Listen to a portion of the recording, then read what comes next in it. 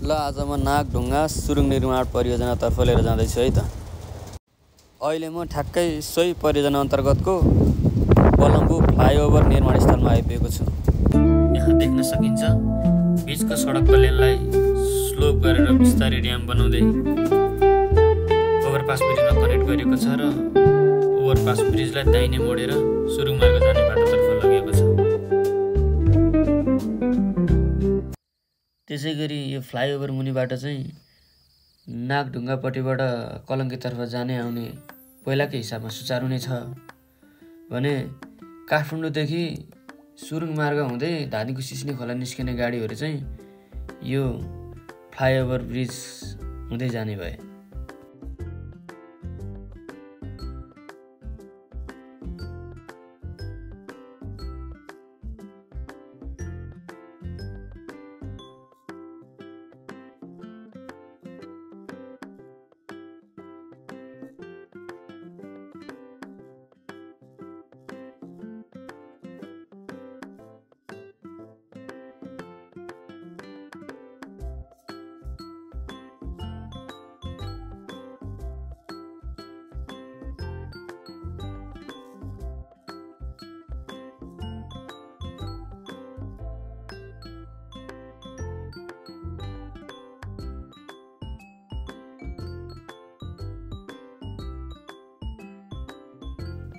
अहिले सडक पिच गर्ने कामहरू दमादम भइरहेको छ।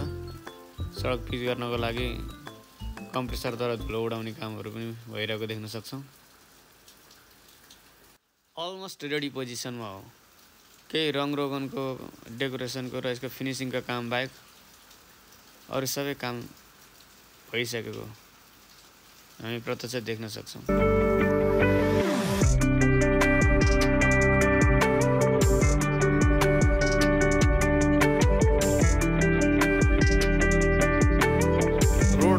बिसाउनको लागि मेसिनहरू धमाधम साइडमा आइरहेको छ। यहाँ देखिन्छ टेन्डम रोलर, यो न्युमेटिक रोलर र पेपर फिनिसर जस्ता मेसिनहरू साइडमा कामको लागि रेडी हुँदैछ।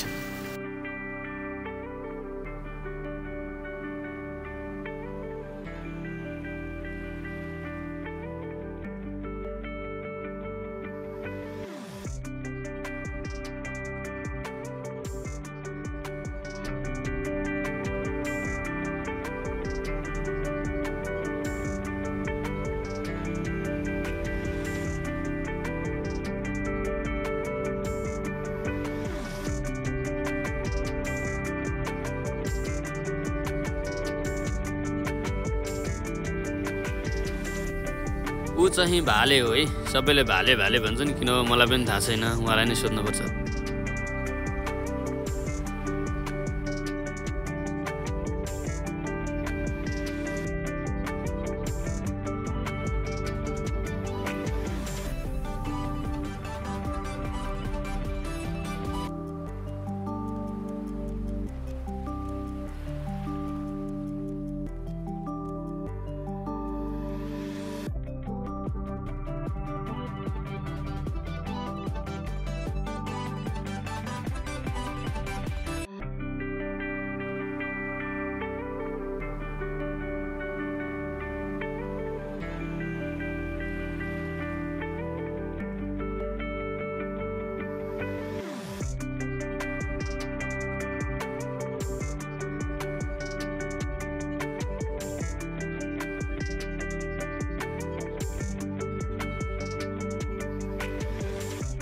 अब हामी यो फ्लाइओभरदेखि सुरुङ मार्ग प्रवेश गर्न जाँदैछौँ।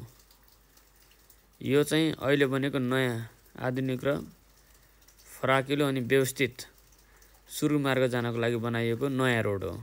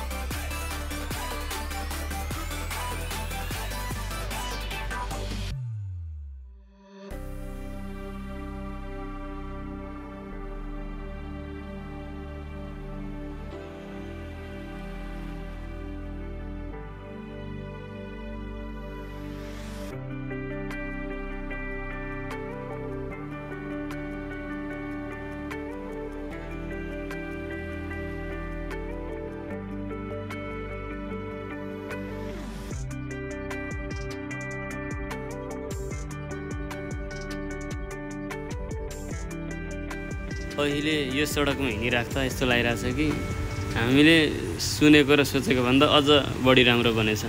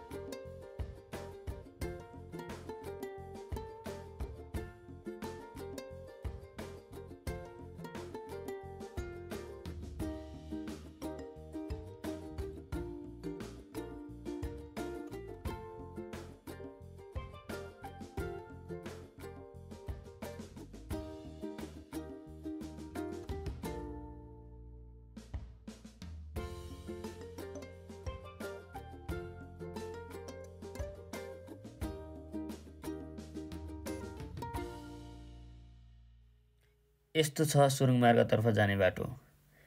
व्यवस्थित छ, फराकिलो छ, आधुनिक ढङ्गले बनाइएको छ। दायाँ र बायाँका सहायक सडकहरू पनि अलिक फरक तरिकाले बनाइएको छ। दायाँदेखि बायाँ र बायाँदेखि दायाँ प्रवेश गर्नको लागि तलैबाट अन्डरग्राउन्ड गेटहरू राखिएको छ ताकि माथि हिँड्ने गाडीहरूलाई डिस्टर्ब नहोस्।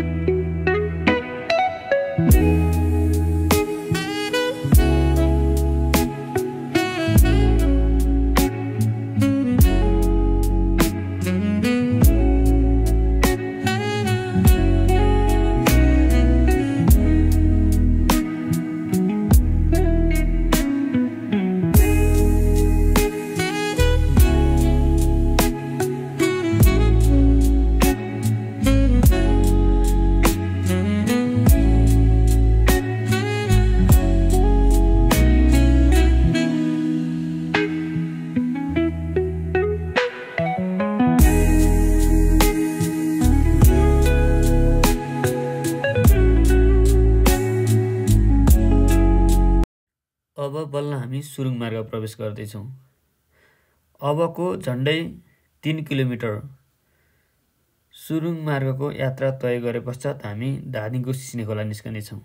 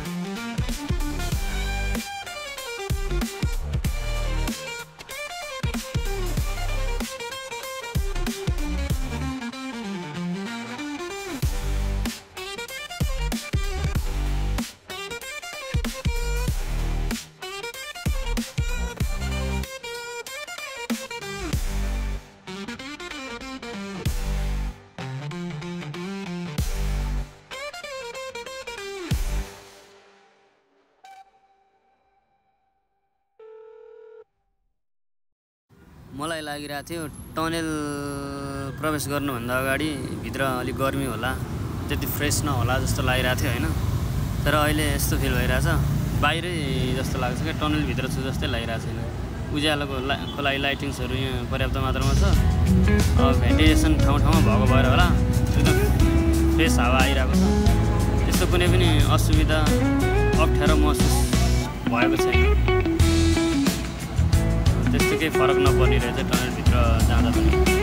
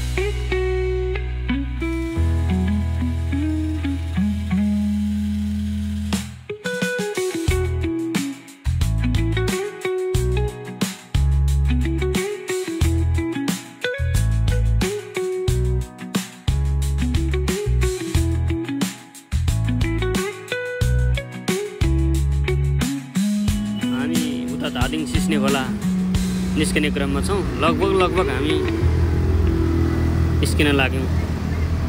उतापट्टिको निस्किने पोइन्ट देखिसकेको छ।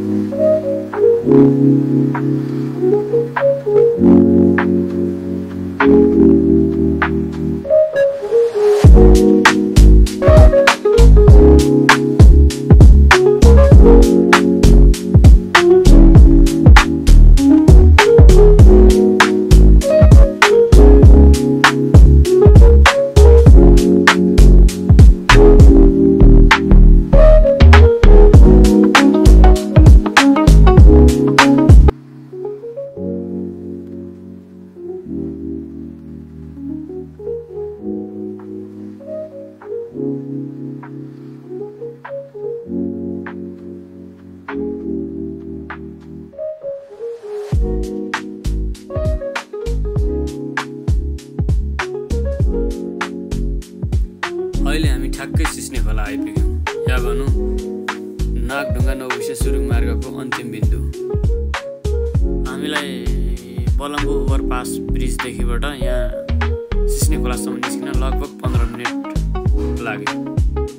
पलम्बु ओभरपास ब्रिजदेखि दहचोक सुरुङ मार्ग प्रवेश गर्ने ठाउँसम्म 7.5 मिनट। सुरुङ मार्ग प्रवेश गरेपछि सुरुङ मार्गको बाटो 7.5 मिनट गरेर जम्मा लगभग 15 मिनटमा हामी सिस्ने खोला आइपुग्यौँ। निर्माण सम्पन्न भइसकेर नर्मल हिसाबमा आवाजात सुचारू भयो भने बढीमा 6 देखि 7 मिनटभित्र हामी काठमाडौँको नागढुङ्गाबाट धादिङ सिस्ने खोला निस्किन्छौँ।